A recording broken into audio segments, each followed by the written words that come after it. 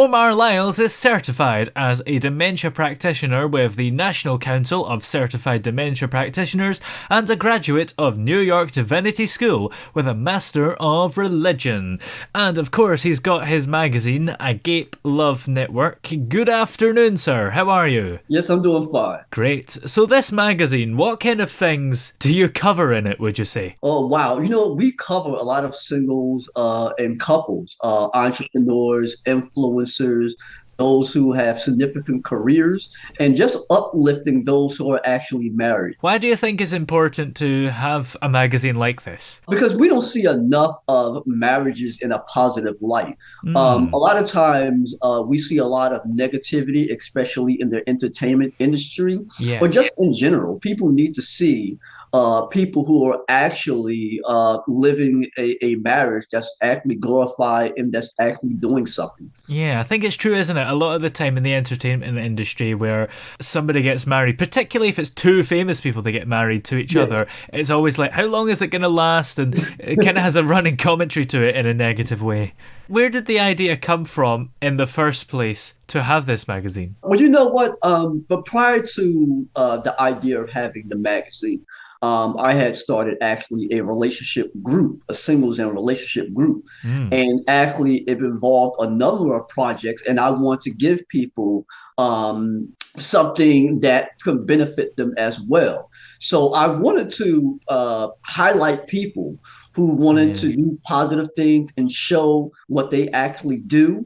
There are a lot of people who are influencers, people who are podcasters, people Yeah. who are just involved in a lot of things. So I just wanted to put people in a positive aspect. So when I started the magazine, I started it because I wanted to show a positive impact on the community. And who do you think the magazine is for? I mean, is it for single people, married people, people living together, and everything in between?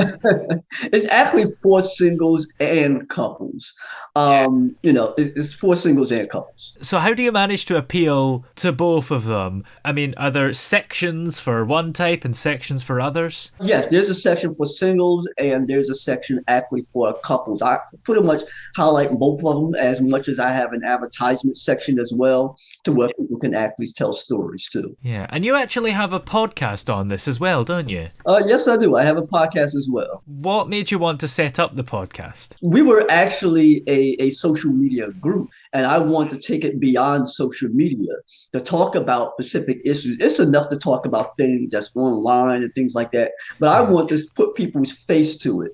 You can hear a person's voice, but Yeah. then again, I want to hear people's voice and just see their face at the same time, so other people can be more visual when they're actually watching the individuals, besides just listening to them type or reply to a comment.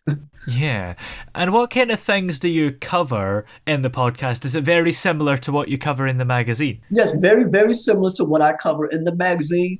Yeah. However, there's a broad range of topics from relationship goals, Yeah. marriage, singleness, and lots of other various single topics that we engage in, such as dating, Mm. whether if it's like anything to do that's uplifting marriage. And I think dating and relationships in general have changed a lot over the years. You Yes, it no has. longer meet your other half at the dance or because there's somebody else that goes to church. Yeah. So, even in perhaps the short time that you've been running this magazine, how have relationships and people's attitudes changed? Well, in my group, people have changed to a certain extent.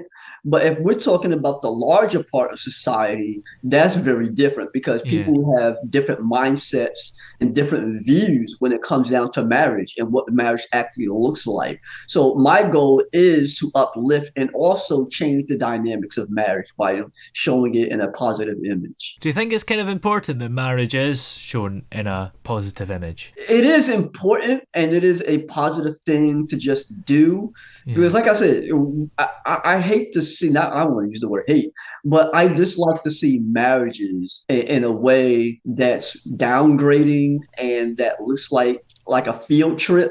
Hey, Yeah. let's go get married, and next thing you know, you get divorced and things like that. I didn't want to do that. I want to show the better side. And you do a bit of mental health coaching, I believe, right? Yes, yeah, very, very little, very little. Yeah. So coaching is part of it, Mm. about what I do, because the magazine, the groups, and everything else, they all fall under the umbrella of Agape Love Network, which Yeah. is the organization that I started. And how do you think the organization is going to grow in the future? Are you going to add more things to it? Because, of course, you've got the magazine, you've got the podcast, you've got all kinds of other resources as well. What haven't you done that you think you would quite like to do? Well, actually, I'm going to expand the podcast. Mm. I'm going to expand the podcast to actually a full length podcasting radio show, Oh. where there's a lot more other elements where I can have people actually come in and sit down and talk. Yeah. So that's what I'm actually looking forward to. Now, in the meantime, where can we check out your magazine and the podcast and everything we need to check out for the Agape Love Network? Well, you can look at it you can go and find it through social media, Agape Love Network, or you can just go to our website at agapelovenetwork.net. Excellent. Well, many thanks for talking to us today. It's been great to have you on the show. Oh, thanks a lot.